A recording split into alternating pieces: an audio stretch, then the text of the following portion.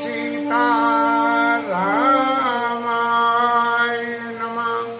श्री रामचंद्राय नमः। श्री रामभद्राय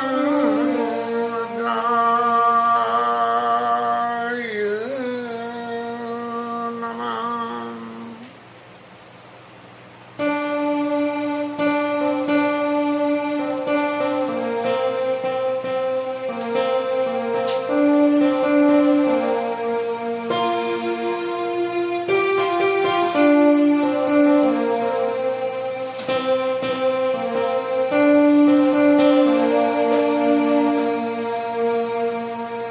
दक्ष लिए मुनि बोले सब करन लगे बढ़ जाए नेवते सादर सकल सुर जे बात मकवान। कल की कथा के विषय में दक्ष महाराज को प्रजापतियों का नायक लीडर बना दिया गया। जैसे हमारे यहाँ चीफ मिनिस्टर या प्राइम मिनिस्टर या चीफ मिनिस्टर, एग्जीक्यूटर तो राष्ट्रपति होता है असली अथॉरिटी, तो ब्रह्मा बाबा तो असली अथॉरिटी रह गए और चीफ एग्जीक्यूट करने वाले दक्ष को बना दिया। और दक्ष महाराज को जब आसन मिला तो हर आदमी को पुराने समय में तो जब कोई भी बड़ा अधिकार, बड़ा मान या कुछ मिल जाता था तो भगवत कार्यों के निमित्त यज्ञ करता था। अब दक्ष महाराज ने भी ये यज्ञ किया, लेकिन इस यज्ञ के करने में दक्ष महाराज की भावना कुछ और ही रही, जिसका विवरण आगे के चौपाइयों में आता है, जिनका पाठ करते हैं।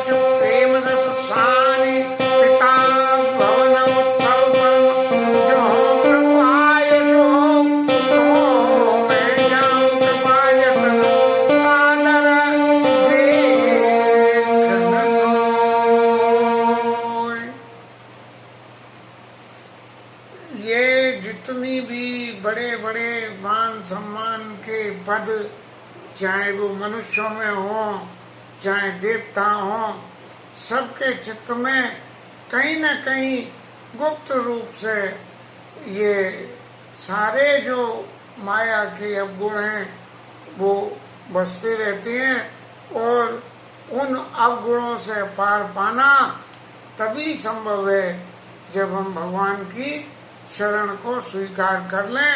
लेकिन यदि पद मिल जाता है और पद मिलने से भगवान की शरण को स्वीकार करना मुश्किल ही हो जाता है। अब ब्रह्मा बाबा रहे, चाहे उन्हें सृष्टि का जुम्मा दिया, लेकिन भगवान के जब जब अवतार हुए तब तक वो मोहित हो गए, कोई न कोई किसी भगवान की माया से। और शंकर बाबा की तो पूछो ही मत ही, जने क्या क्या लीला उन्होंने तो कर ली। भगवान के प्रत्यक्ष मोहिनी अवतार, जिस भगवान के हर पहलू के भूत भविष्य वर्तमान को वो जानते हैं, उन सबको जानने के बाद भी, उस सबको जानने के बाद भी, और फिर भी शंकर बाबा भी मोहित हो गए। और रामायण में लिखा गया कि शिव विरांची का मोहई कोए बपुरो आन असजिय जान बजई मुनि मायापति भगवान। ब्रह्मा जी और शिव जी को भी मोह जाते हैं।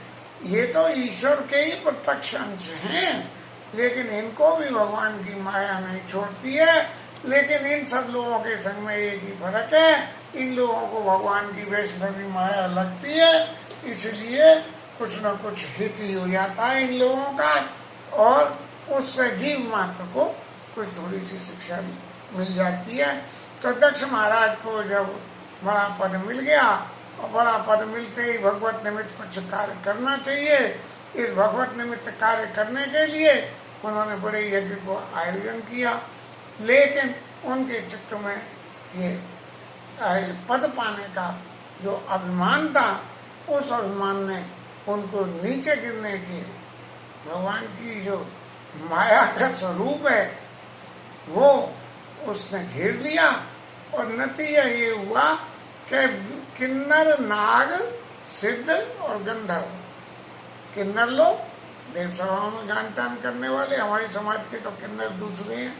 नाग, क्योंकि 3 लोग माने जाते हैं, एक नीचे नाग, एक पृथ्वी लोग और एक ऊपर देव लोग। और सिद्ध लोग, बड़े बड़े सिद्ध मुनिंद्र, और गंधर्व, देवताओं की सभा में जो लोग गान टान करते हैं, गंधर्व लोग। बदनों समेत चले सो सर्वा, और 33 करोड़ देवता सबरे अपने अपने अपनी अपनी महामायाओं के संग में चल दिए। अब ये तो सब चल दिए, लेकिन रह कौन गए? क्योंकि ब्रह्मा जी के पुत्र थे दक्ष, चतुरता तो दिमाग में थी, और ब्रह्मा जी ने अपनी बला टालने को उन्हें जो है वो पेल दिया कि जाओ मैं बूढ़ा हो गया, कहाँ तक करूं। तो जब उन्होंने ये देखा तो हमारे ब्रह्मा जी के इमीडिएट राइवल शंकर भगवान और विष्णु भगवान, ये 2 ही तो आदि देवता हैं, 3 देवता हैं, ब्रह्मा विष्णु महेश, 3 देव रक्षा करें, ब्रह्मा विष्णु महेश। तो वो जो है मैं इनसे ब्रह्मा जी से जुड़ गए, तो उन 2 देवताओं को ही मैंने ओवरलुक कर दिया। विष्णु विरंची महेश बिहाई, और चले सकल सुर जान बजाई। ये ब्रह्मा विष्णु महेश, ये 3 देवताओं, इन तीनों से किसी भी बंदे बाकी देवताओं ने नहीं पूछी, अरे ब्रह्मा बाबा तुमने ही तो पद दिया है और तुम चल रहे हो कि नहीं, चलो तो हमें भी ले चलना। और विष्णु भगवान को तो हवा भी नहीं लगने दी कि क्या हो रहा है। और महेश जी की तो खुशकी खींचनी है शंकर बाबा की, क्या देख लो सबको बुलाया है, तुम्हें नहीं बुलाया है, इसलिए जो छोड़ के सौर्य देवता। ये देवताओं की जो क्रिया है मनुष्य समाज में भी, संपन्न समाज में यही सब क्रियाएं होती हैं। बहुत से, एक हमारे जानकारी में एक ऐसा विवाह हुआ जो हमारे अपने ही सर्किल में थे, और अगले ने सबको निमंत्रण भेजना था।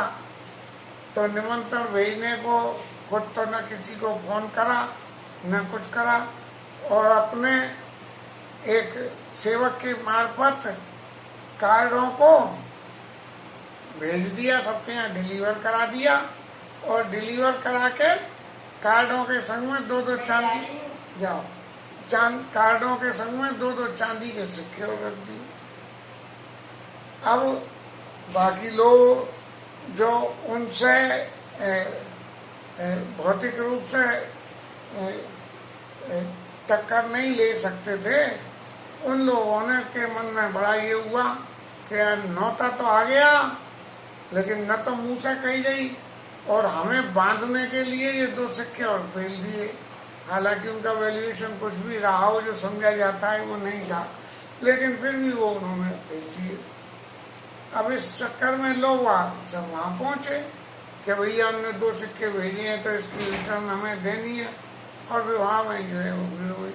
तो ऐसे ही ये संपन्न लोगों में, देवताओं में ही नहीं है, ये मनुष्यों में भी है कि विवाह हो, और ऐसी ऐसी नई नई लीलाएं आजकल तो होने लगी हैं कि जिनका कोई अंत ही नहीं है, कि आने वाले को मजबूरी में आना पड़े और हमें किसी से निवेदन भी नहीं करना पड़े कि आओ साहब आओ साहब, और कहने को निमंत्रण हो जाए। इसी प्रकार ये दक्ष महाराज ने ये करा कि शंकर जी दक्ष के दामाद हैं, उनकी एक पुत्री सती इनको ब्याही है, तो ये उनके दामाद हैं।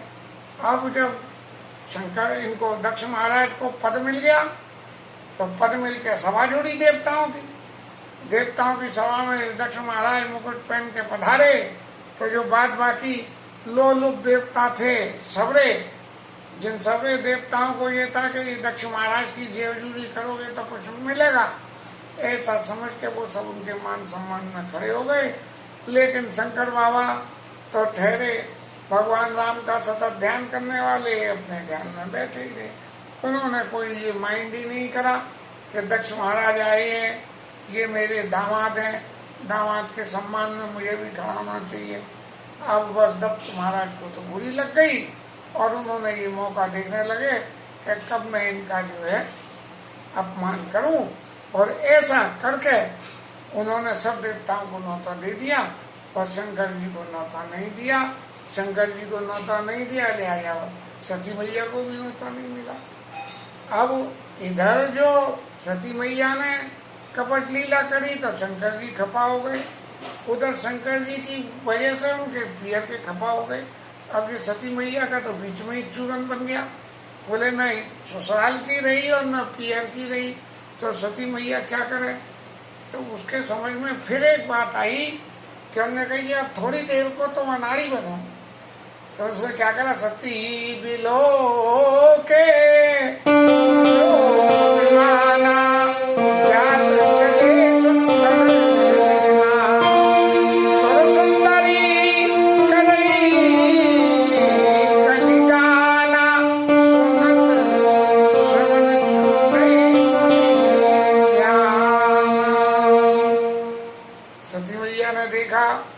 कि सब लोग आजकल बढ़िया बढ़िया गाड़ियां सजवा के चलते हैं, उस जमाने में चलते होंगे बाई एयर, विमानों में जो हवा में ही उड़ जाते होंगे, क्योंकि ऊपर के लोग के रहने वाले हैं, ऊंचे लोग, ऊंची पसंद। तो वो जो है चलने लगे, और उनकी जो है सो सुंदरी करई कल गाना, और ऐसे मधुर से ऊपर इतनी जोर से गाने लगी कि लो नीचे धरती तक आवाज आ गई। सो सुंदरी करें दिल गाना, सुन श्रवण छूटे मुनि ध्याना। अगर सुन ले तो मुनियों को इतने मधुर कंठ में गाने लगी। अब माताओं का तो सही स्वभाव है कि कहीं भी जा रही हो तो ढोल बजावे। अब तो खैर खत्म हो गया, पुराने टाइम में तो बाजार में कहीं जा रही है तो 10-20 मिल के कुछ गाते ही आते जाते थे, चुपचाप तो कोई जाता ही नहीं था। तो ऐसे ही वो गाते बजाते वो लोग जा रहे हैं। पूछे उत्तम से कहे बखानी, और पिता यज्ञ सुनी कछु हर्षानी। अब जब उन्होंने शंकर जी से पूछा कि महाराज ये क्या हो रहा है, सबके ध्यान छूट गए, तुम्हारा ध्यान तो छूट ही नहीं रहा। तो उन्हें पूछनी पड़ी कि तुम्हारा ध्यान क्यों नहीं छूट रहा। तो शंकर जी ने कही कि तुम्हारे पिताजी के यहाँ यज्ञ है, जी नहीं गई मेरे ससुर के यहाँ है, तुम्हारे पिताजी के यहाँ यज्ञ है, इसलिए तुम्हारे पिताजी के यहाँ है तो होने दो, मुझे उससे क्या मतलब, क्यों कि वो तो मेरे खिलाफत में। इसलिए पूछे उत्तम से कहू बखानी, और पिता यज्ञ सुनी कछु हर्षानी। थोड़े से अपने चित्त में उनके हुआ कि चलो कुछ तो रास्ता बनी है शंकर बाबा के सामने से हटने की। मैं तो पत्नी समझ रही हूँ अपने आप को, इसलिए उनकी सेवा से विरत हो नहीं सकती, और ये पति समझ नहीं रहे हैं। तो इन परिस्थिति में न छोड़ के जा सकूं, और जाऊं तो कैसे जाऊं, लेकिन यदि पिता के भवन में उत्सव हो तो पुत्री को ये मौका मिल जाता है कि आज्ञा लेके चली जाए। बहुत से तो बिना आज्ञा के भी जाती हैं, और परिस्थितियां सब अलग अलग होती हैं। तो जो महेश मोई आयशुधेई और कछु दिन जाई राम हिसे। अब जे बोले बाबा मुझे आज्ञा दे दें तो कुछ दिन इसी बहाने इनसे दूर जाके रह लूं। और समय सबसे बड़ी मल्लम होती है। समय निकल गया, कुछ दिन बाद फिर समय बदल जाता है। समय बदल जाएगा तो भोलेनाथ फिर स्वीकार कर लेंगे। ऐसा विचार मन में करके अपने मन में ये सोचते हुए कि पति परित्याग हृदय दुख भारी और कही न निज अपराध विचारी। पति ने परित्याग तो कर ही दिया मेरा, जीवन में स्वीकार दोबारा करने के बहुत कम चांस हैं, इसलिए कही न निज अपराध विचारी के। अब जब लंका लूटी गई तो अपना जो है अपराध भी कबूल करने से क्या फायदा है, पहले ही कर लेती तो ज्यादा अच्छा रहता। अब नहीं है, अब तो जो कुछ होना है सो चढ़ जा बेटा सूली पे और भली करेंगे राम। बोली सती मनोहर वाणी और भय संकोच प्रेम रस सानी। बड़ी सुंदर वाणी में और सती मैया बोल रही है, क्या कह रही है, डर भी लग रहा है कहीं डांट नहीं दे। चुप हो जा, मेरा तो मान नहीं है, तेरा मान कैसे मान। और संकोच हो रहा है कि कहूँ के नहीं कहूँ, एक तो अपराध करो और फिर भागने की रास्ता और सोचो, तो इसका संकोच है। और प्रेम इसलिए कर रही है, प्रेम रस में सनी, हे महाराज शंकर भगवान, आप जगत के माता पिता हो, मेरे तो सब कुछ आप हो, इसीलिए आप यदि आज्ञा दो। ऐसी प्रेम रस से सनी हुई वाणी क्या बोली, पिता भवन सब परम जो नवाय सो, तो मैं जाऊं कपायतन सादर देखन सोए। पिताजी के यहाँ उत्सव है, आपने बताया था, तो मैं जो है अगर आपकी आज्ञा हो जाए तो मैं चली जाऊं। ये सुन के शंकर बाबा सब समझ गए कि आगे की लीला क्या होनी है। मैंने तो इनका परित्याग कर दिया और सती को मेरा भी परित्याग करना है, उसकी रास्ता देखनी है। लेकिन इनके हृदय में मेरे परित्याग करने के बाद भी उनके चित्त में वो प्रेम घटा नहीं है, इसलिए अगले जन्म में जो भी लीला होगी वो सुखद लीला होगी। और उसके बाद फिर सती भी अविचल हो जाएंगी, पार्वती स्वरूप में अविचल हो जाएंगी। ऐसा समझ के शंकर जी ने गोल मोल बात करते हुए कहा, मोर कहे उदित मोरे मन भावा और यह अनुचित नहीं नेवत पठावा। तुमने जाने की बात सोची, ये तो बड़ी अच्छी बात है, लेकिन तुम्हारे पिता ने, दक्ष महाराज ने ये अच्छा नहीं करा कि हमें नौता नहीं भेजा। दक्ष सकला निरस्ता बुलाई और हमरे भयरु तुम्हें बिसराई। अपनी सब पुत्रियों को बुलाया, 7 पुत्री थी शायद दक्ष की, एक शंकर जी को ब्याही थी, 6 और विभिन्न देवताओं को ब्याही थी। तो उन्होंने हमसे बैठ के, क्योंकि ये ब्रह्म सभा में जो कुछ भी लीला हुई थी, शंकर जी ने तो सती को कुछ बताया नहीं, क्योंकि उसके पिता के द्वारा की हुई सभी लीलाएं अब मैं अगर बताऊंगा भी तो वो कौन मान रही है। बात है कि पुत्री तो हमेशा अपने पिता के अब दोषों को ढकती है, तो मानेगी नहीं, इसलिए भैंस के आगे बीन बजाने से क्या फायदा। तो शंकर जी ने कुछ भी सती को बताया नहीं था। लेकिन अब आज की तारीख में उन्होंने बड़ी शॉर्ट में एक कथा कह दी कि ब्रह्म सभा सम दुख माना। ब्रह्मा जी की सभा में एक बार हमसे जो है उन्हें कुछ तकलीफ हो गई थी, उसकी वशीभूत होकर उस तकलीफ जो उनके चित्त को हुई उस तकलीफ से वो हमारा अब भी अपमान करते हैं। लेकिन हम एक बार फिर भी कहते हैं, जो बिनु बोले जाओ भवानी, राई न शील स्नेह कहानी।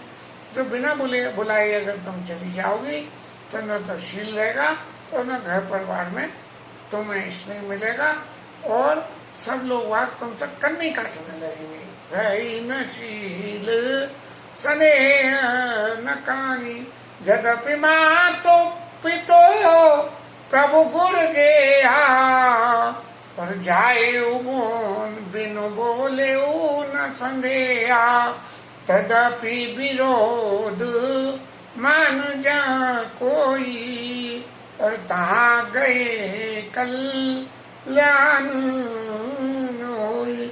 यद्यपि माता के यहाँ, पिता के यहाँ, गुरु के यहाँ, मित्र के यहाँ बिना बुलाए ही चला जाना चाहिए, लेकिन उसके संग में एक शर्त है, यदि कोई वहाँ ऐसा व्यक्ति विद्यमान है जो आपसे विरोध मानता हो तो वहाँ आपको न जाना चाहिए वाली बात नहीं कही।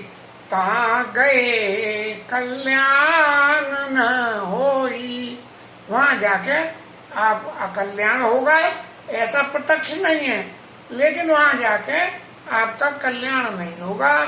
भांति अनेक शंभो समझावा, भावी बस न जान उड़ावा। शंकर बाबा ने बहुत अच्छी तरह से समझाया, तो उसमें बहुत सारी कथा भी उन्होंने सुनाई होंगी कि बिना बुलाए जाने से क्या क्या होता है।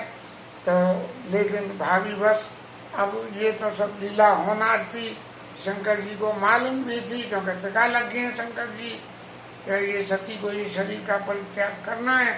तो सती के दिमाग में भी कोई बात ज्ञान में टिकी नहीं, क्योंकि जो भगवान राम के विषय का मोह था, वो मोह यद्यपि उनके स्वरूप के दर्शन करने से वो विषय का मोह तो खत्म हो गया, लेकिन उस मोह के खत्म होने के बावजूद भी जो शंकर जी के प्रति जो उन्होंने अश्रद्धा दिखी, उस अश्रद्धा से जो उत्पन्न मोह था वो अब भी उनके हृदय में उस ज्ञान को पैदा नहीं होने दे रहा था।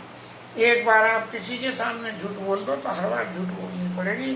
कह प्रभु जाई जो बिना ही बुलाए, नहीं भली बात हमारे भाई। यदि बिना बुलाए चली जाओगी तो हमारे ध्यान में ये बात अच्छी नहीं होगी, और इसके परिणाम में यदि कुछ हुआ तो उसका दुख हमें भी होगा कि हमारे मना करने के बाद भी सती वहाँ गई है। लेकिन करें क्या, अब शंकर जी को तो राम नाम जपने के लिए समय चाहिए, और पत्नी जब तक सामने हो तो वो तो बोलती रहेगी कुछ न कुछ, तो ध्यान नहीं करने देगी, अपनी साधना में विघ्न पड़ेगी। इसलिए शंकर जी ने कहीं ने जाने दो, और ये जाए उसके आगे की लीला होगी, फिर हम अकेले बैठ के और भगवान का फिर ध्यान करेंगे, क्योंकि पत्नी स्वरूप में तो इन्हें मान हमें अब देना ही नहीं। कही देखा हरि जतन बहु, और रही न दक्ष कुमार, दिए मुख्य गण संग तब विदा कीन त्रिपुरार।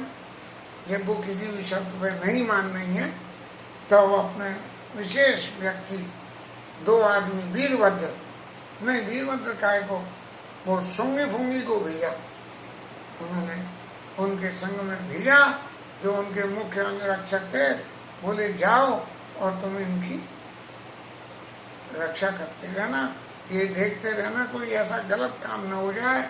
सती मैया के चित्त में तकलीफ तो वैसे ही दुखी है, और उस दुख में कोई नया काम ऐसा कर दे कि जिस काम के करने से हमारी भी बदनामी हो, तो इस बात की आप निगरानी रखना। दिए मुख्य गण संग तब विदा कीन त्रिपुरार। अब ये सती मैया जाके अपने पियर में गई हैं, और पियर में जाने के बाद किसी ने उनका सम्मान नहीं किया। बहनें बहुत मुस्कुराती हुई मिली, सादर भले मिली एक माता, भगिनी मिली बहुत मुस्काता। बहनें हंसती हुई मिली। आधुनिक समाज में तो जहाँ कहीं भी बहनें और वो मिलते हैं तो सभी हंसते हैं। उस वक़्त नहीं हंसते होंगे। तो वो जो है बहनें मिली बहुत मुस्काता। अब उसका प्रत्यक्ष तो पार्वती के ऊपर कटाक्ष था कि तुझे नौता तो गया नहीं था, फिर भी तू आ धमकी, ऐसा अर्थ लगता है। तो स्वामी जी ने कहना चाहा होगा, तब चित चढ़े जो शंकर कहेऊ, प्रभु अपमान समुझिऊ हृदयऊ। तब उनके चित्त में चढ़ा जो शंकर जी ने कही थी कि जो बिन बोले जाऊ भवानी, रही न शील स्नेह न खानी। तो वो इसलिए नहीं रहेगा। लोग बाग तुम्हें देख के हंस रहे हैं। वो हंस रहे तो इसलिए है कि देखो बिना नोते के आ गई और तुम्हारे हृदय में इस बात का अफसोस हो रहा है। यद्यपि जगदारुण दुख नाना, धर सब ते कठिन जाते अपमाना। सबसे कठिन बिरादरी का अपमान है जब पुत्री का विवाह हो जाए तो पति का, जाति उसकी जात होती है, चाहे किसी बिरादरी हो, कर्म की से जाति हो या जन्म से जाति हो, वही होती है। लेकिन उसका अपमान कभी भी जो है पत्नी को सहन नहीं होता कि उसके समाज का अपमान हो। और दक्ष महाराज ने तो ऐसा अपमान करा अपनी पुत्री का कि उनको देखते ही उनके तन बदन में आग लग गई और जे भी नहीं पूछी कि तू राजी खुशी है या नहीं। समुझे सुसती भयूर सोचा, बहुविध जननी कीन प्रबोधा। तब सती ने जब ये विचार करा कि मेरे बाप ने ये भी नहीं पूछी कि तू राजी खुशी है क्या नहीं है, है? तो ये सुनकर उन्हें बहुत अंतर मन से क्रोध आया। उनकी माँ ने बहुत करना चाहा कि वो काम में व्यस्त है, जैसे वो भी अपना पत्नी धर्म निभा रही है, सती की मैया, और सती मैया अपना पत्नी धर्म निभा रही है। वो अपना पत्नी धर्म निभाने के लिए क्रोध कर रही है और वो अपना पत्नी धर्म निभाने के लिए बहुविध जननी की प्रबोधा। देख समझ तो सही, तेरे पापा कितने व्यस्त हैं, इतना बड़ा यज्ञ हो रहा है, बड़े बड़े पहलवान लोग आए हैं, ऋषि मुनि आए हैं, उन सब का मान करें। तू तो घर की है, तेरे को कोई ऐसा थोड़ी है कि तेरे से आके तेरे हाथ पैर जोड़े करें। तो वो सती मैया ने जरूर कही होगी, अरे तो कम से कम राजी खुशी तो पूछते पिताजी। उन्होंने तो राजी खुशी भी नहीं पूछी और देख के ऐसा टेढ़ा मुंह कर लिया कि जैसे क्या हो गया। अरे मैया जी समझ तो सही, तू मेरा कितना भारी अपमान हो रहा है और ऐसा इनको नहीं करना चाहिए। तब शिव अपमान न जाई सही। शंकर जी का अपमान सहा नहीं गया और हृदय में किसी तरह भी ये प्रबोध नहीं हो कि मैं क्या करूं और क्या नहीं करूं। और क्रोध में आग बबूला हो गई और आग बबूला होकर यज्ञ सकल जो वहाँ सब रिश्तेदार देवता जुड़े थे उन सब के सामने बड़ी कठोर वाणी में बोली, शिव अपमान न जाई सही, हृदय न हो प्रबोध, सकल सबई हट हटके तब बोली बचन सकोद।